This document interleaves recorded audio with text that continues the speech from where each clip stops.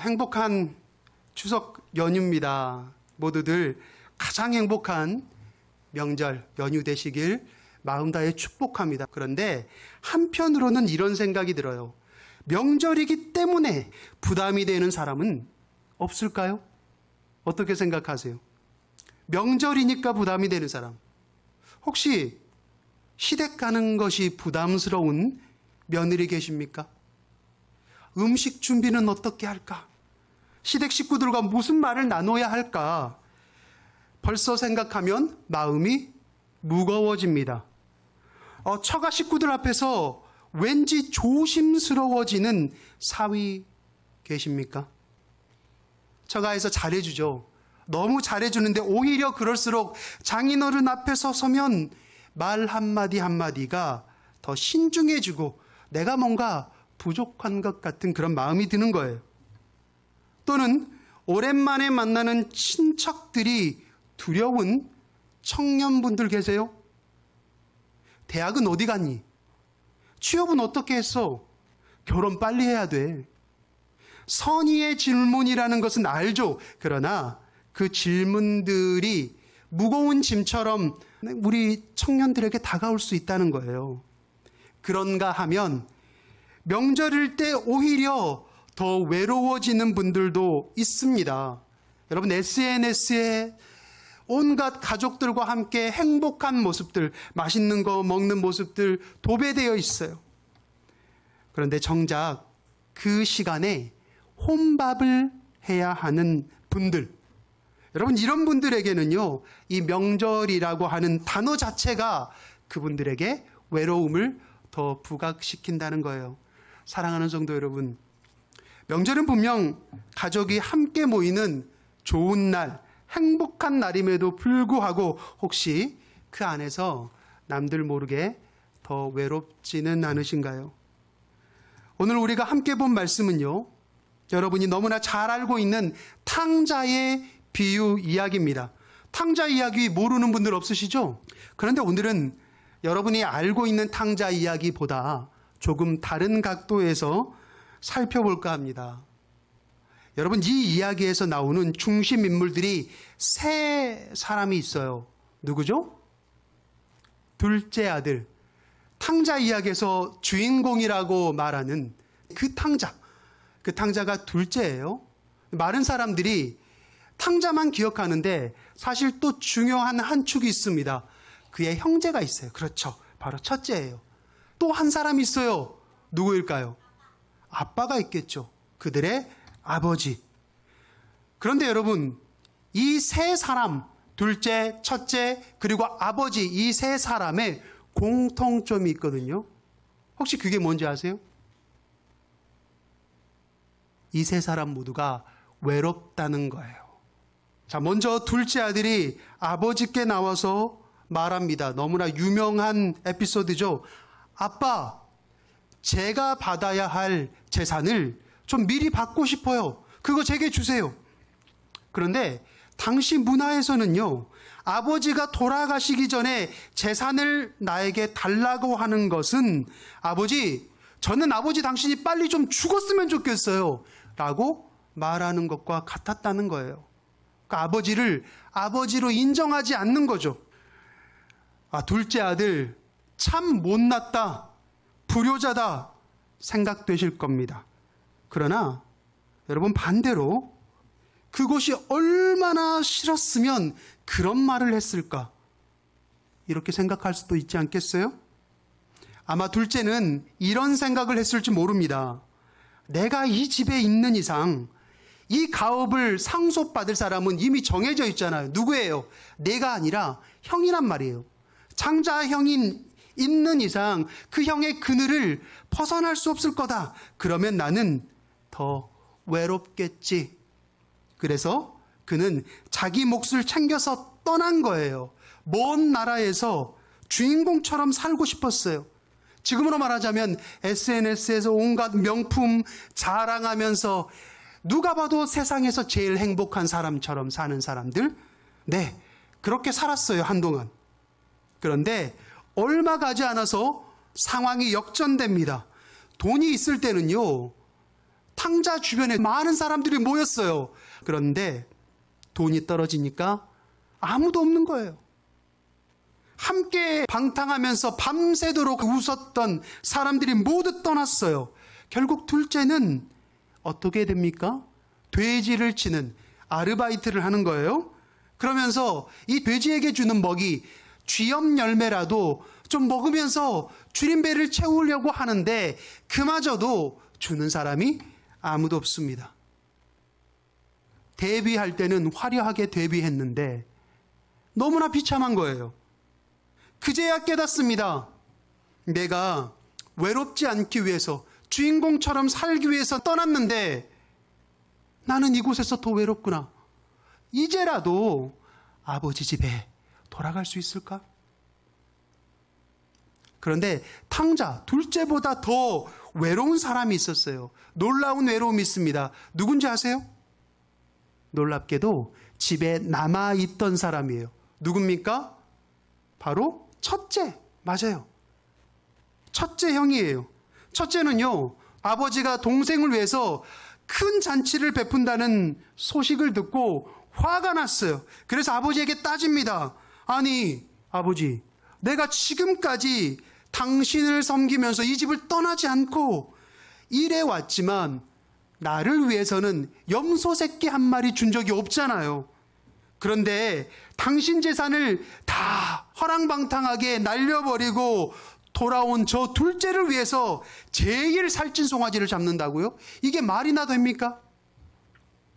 여러분, 첫째 아들에게서 지금 뭐가 보입니까? 분노가 보이지 않으세요? 그러나 이 아들의 분노보다 더 깊은 곳에는요, 첫째의 외로움이 있다는 거예요. 잘 보세요. 지금 첫째가 아빠를 부를 때 성경에는 아버지라고 불러요. 그러지만 사실 그의 말투를 잘 보시면 아버지를 아버지로 대하는 게 아니라 당신이라고 대하는 거예요. 또 동생을 이야기하는데 내 동생이 아니라 오늘 본문 30절에 이 아들이 그랬어요. 이게 우리나라 조선말로 옮겨오면 이런 말이에요. 당신 아들이 그런 뜻입니다. 지금 아버지를 아버지라고 대하는 게 아니라 당신이라고 대하고요. 내 동생을 내 동생이 아니라 뭐라고요? 당신 아들이 이렇게 대하는 거예요. 뭡니까? 아버지와 동생을 남처럼 말하는 겁니다. 그 말은 즉슨 첫째는요, 가족 안에 있었지만 실은 가족이 아니라는 거죠. 집에 있지만 집에 속하지는 못했다는 거예요. 첫째는 스스로 그렇게 생각했을 겁니다. 내가 아빠와 집을 지키면서 내가 집을 세웠다라고 생각하지만 정작 아버지의 마음에서는 스스로 떠나 있는 겁니다. 첫째 아들은 아버지 곁에 있어도 외로웠던 거예요. 그런데 더 충격적인 사실이 뭔지 아세요? 사실 우리는 모두 이 두 아들 중 하나라는 겁니다. 우리가 있는 모든 관계에 있죠. 가족 관계든 친구 관계든 직장 관계든 모든 관계에 있어서 잘 생각해 보시면 두 가지 원칙으로 우리는 사람들을 대하고 있어요. 둘째 아들과 같은 방식으로 혹은 첫째 아들과 같은 방식으로. 어떤 사람은 둘째 아들처럼 이 관계가 부담스러워, 이 관계가 불편해, 답답해, 그러면 차라리 이들을 떠나는 것이 낫다라고 생각하는 사람이 있고요. 또 어떤 사람은 첫째 아들처럼 나만 잘하면 되지, 내가 잘하면 인정받겠지라고 생각하면서 정작 마음의 거리는 항상 그 관계에서 어느 정도 두고 있는 그러한 선택으로 세상을 살아가는 겁니다. 그런데 아무리 그렇게 해도 관계에서 주는 부담감과 불편함에서 자유로울 사람은 아무도 없어요. 그럼 도대체 뭐가 문제일까요? 원인이 뭐예요, 여러분? 놀랍게도 원인이 없어요. 원인이 없습니다. 세상이 원래 그런 거예요. 우리는 관계 안에서 외롭고요, 관계 밖에서도 원래 외롭습니다. 그것이 바로 우리 인간이 가지고 있는 실존적 외로움이에요. 우리는 관계를 위해서 창조됐지만 정작 어때요? 그 관계 속에서 상처를 받잖아요. 우리 찬양합니다. 당신은 사랑받기 위해 태어난 사람. 우리는 사랑받기 위해 태어났지만 정작 그 사랑의 자리에서 항상 판단받아요. 커피숍에 모여서 친구들과 명절이니까 오랜만에 봐서 너 더 이뻐졌다, 살 빠졌다, 너 잘 된다면서 소식 들었다 라고 하는데 화장실 가면 야 근데 쟤 좀 그렇지 않니? 그러면 이제 이 사람이 화장실에 오면 내가 화장실 가야 되는데 갈 수가 없어. 이게 바로 세상이 가지고 있는 관계의 딜레마라는 거예요. 자, 그러면 이 관계의 딜레마를 풀 수 있는 열쇠, 키가 어디 있냐는 거예요. 자, 보세요. 오늘 탕자 이야기에서 한 사람이 남았죠? 누굽니까? 바로 아버지예요. 이 아버지의 마음이 바로 관계의 딜레마를 풀 수 있는 유일한 관계의 키입니다. 생각해 봅시다. 둘째 아들이 아빠, 제 몫을 주세요 라고 이야기했어요. 이것은 어떤 말이라고요? 아빠, 저는요, 당신이 빨리 좀 죽었으면 좋겠어요. 이런 말이라고 했잖아요. 이런 말을 내 아들에게서 들어야만 했던 아버지의 마음, 어땠을까요? 그리고 그 아들이 끝내 떠나는 것을 지켜볼 수밖에 없었던 아버지의 마음.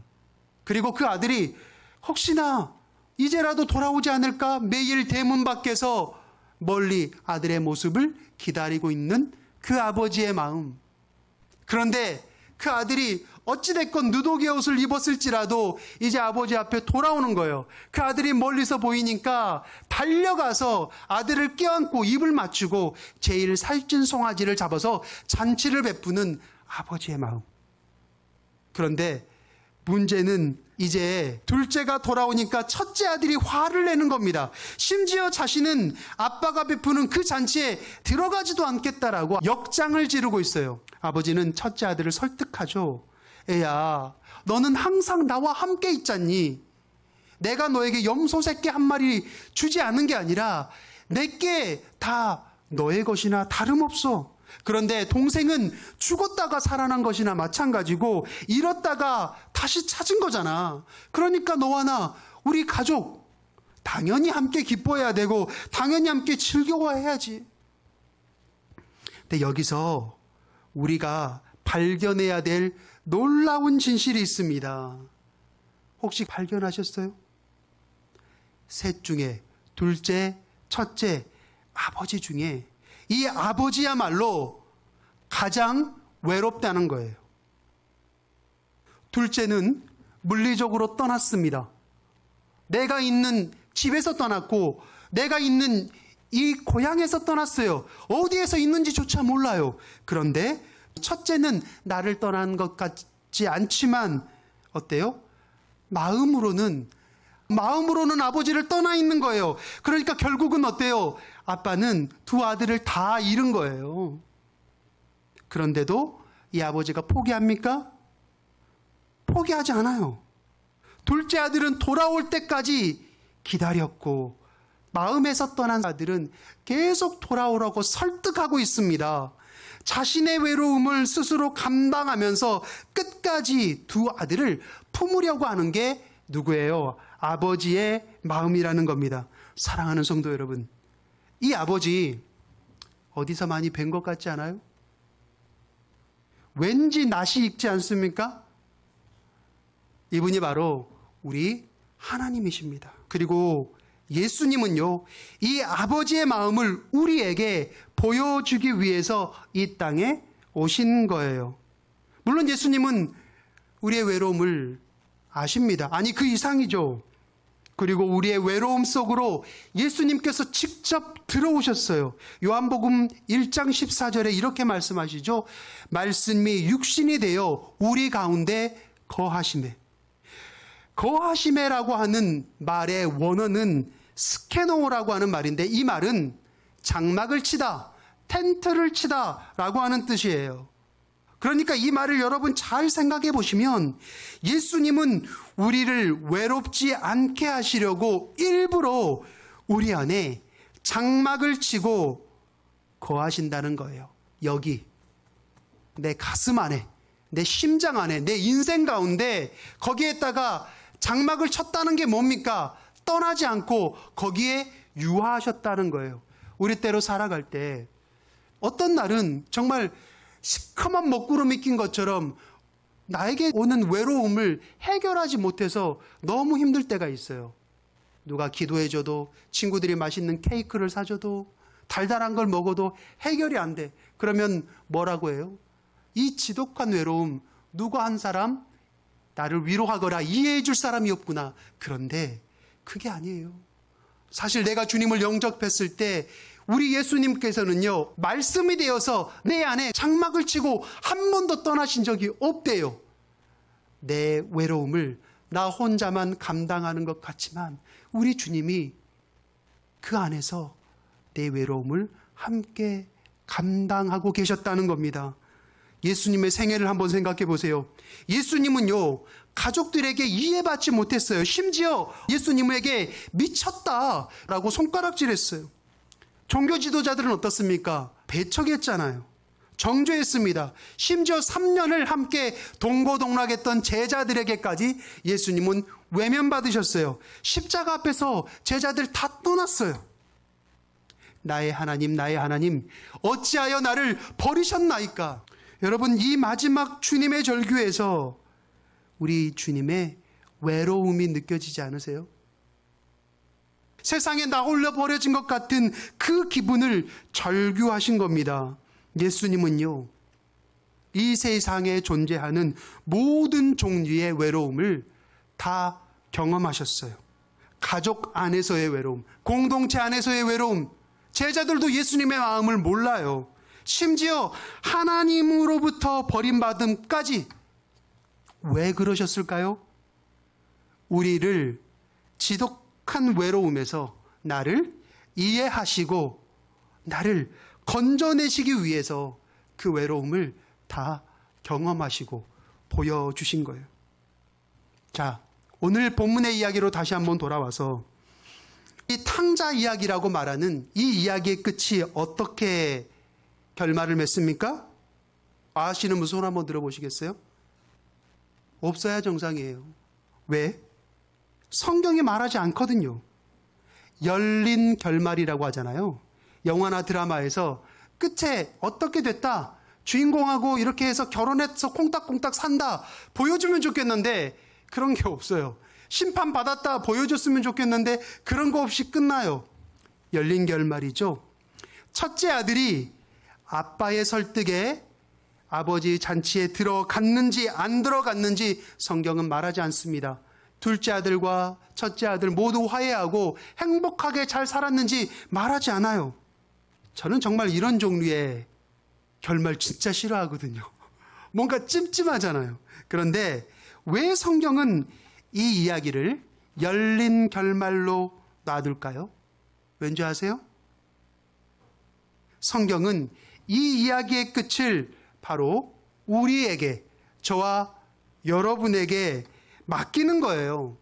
다시 말해서 이 말씀의 결말은요, 우리가 이 말씀에 대해 어떻게 반응하느냐에 따라 달려 있다는 겁니다. 어떤 사람은 둘째 아들처럼 불편한 관계면, 부담스러운 관계면 떠나는 게 낫지, 아니면 첫째처럼 너무 관계가 깊으면 깊을수록 나만 상처받고 힘들더라, 거리를 두고 있는 게 상책이야라고 생각할 수도 있어요. 그러나 아버지의 마음을 기억하십시오. 애야, 빨리 들어와. 나는 항상 너와 함께 있어. 우리는 이 아버지의 마음을 이해해야 합니다. 그리고 더 나아가 내가 먼저 이 아버지의 마음을 가져야 한다는 거예요. 적어도 우리 명절 식탁에서 어떻게 우리가 다가가야 할까? 오랜만에 보는 우리 엄마 아빠, 1년 사이에 주름이 더 늘었고 머리가 많이 빠졌고 또 내 친척들, 내 사랑하는 형제들 굉장히 어색하기도 하고 무슨 말부터 꺼내야 할까 하지만 아버지의 마음으로 먼저 다가가십시오. 이것이 바로 이 세상의 외로운 딜레마를 풀 수 있는 유일한 관계의 마스터키예요. 이 아버지의 마음 안으로 여러분 들어갈 수 있기를 축복합니다.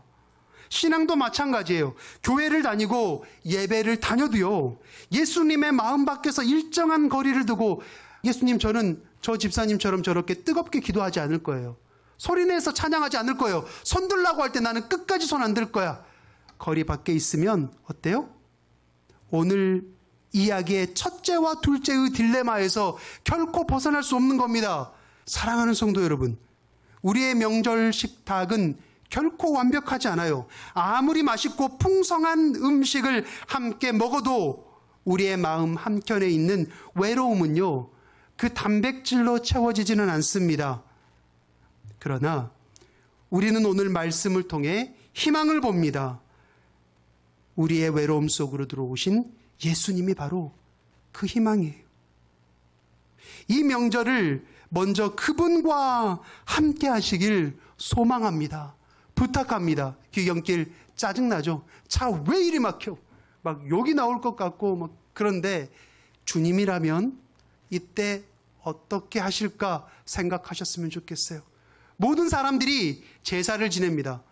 나도 가서 이거 절을 드려야 될까? 라고 생각하기 전에 예수님 안으로 먼저 들어가십시오.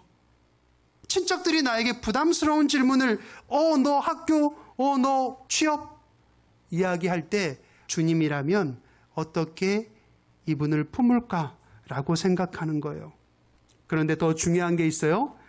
더 나아가 나에게 베푸신 그 주님의 은혜를 우리가 기억하면서 나보다 더 외로웠을 우리 엄마에게, 시어머니에게, 아빠에게, 우리 장인어른께, 또 내 형제에게, 내 자녀에게 먼저 손을 내밀어 함께 하자고, 내 것이 다 너의 것이라고 여러분의 진심이 닿도록 따뜻하게 미소 지어주시기 바랍니다. 그 예수님 닮은 따뜻함이 전달될 때 우리는 비로소 그때 진짜 가족이 되는 겁니다. 혈연이 아니라 은혜로 연결된 가족이 될 수 있고요, 의무가 아니라 사랑으로 묶인 가족이 되는 겁니다. 기도하겠습니다. 사랑과 긍휼에 풍성하신 하나님 아버지, 귀한 추석 명절에 주는 말씀 앞에 함께 모일 수 있게 하시면 감사드립니다.